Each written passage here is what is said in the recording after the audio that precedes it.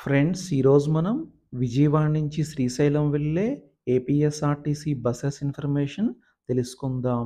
విజయవాడ నుంచి శ్రీశైలం వెళ్ళే బస్సులు విజయవాడ బస్ స్టాండ్లోని 13వ నంబర్ ప్లాట్ఫామ్ నుంచి బయలుదేరి వెళతాయి.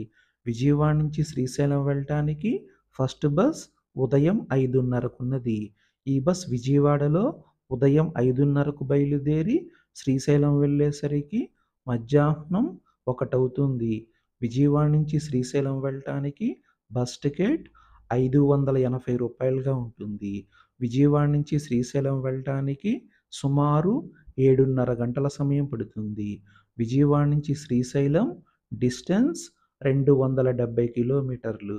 ఈ బస్ కాకుండా విజయవాడ నుంచి శ్రీశైలం వెళ్ళటానికి ఉదయం 6 గంటలకు, 7 గంటలకు, 7:30కు, 8 గంటలకు, 8:30కు, 9 గంటల 15 నిమిషాలకు, 9:45కు, ఉదయం 10 గంటలకు, 10:45కు, 11 గంటలకు, 11:30కు, మధ్యాహ్నం 12 గంటల 10 నిమిషాలకు, 12:30కు, మధ్యాహ్నం 1 గంటకు, 1:30కు, 2 గంటలకు, రాత్రి 9 గంటలకు, 9:30కు, 10 గంటలకు, రాత్రి 10 గంటల 15 నిమిషాలకు, 10:30కు, 10:45కు, 11 గంటలకు, రాత్రి 11:30కు, రాత్రి 11:50కు, రాత్రి 11:59కి విజయవాడ నుంచి శ్రీశైలం వెళ్ళటానికి బస్ ఫెసిలిటీ ఉన్నది.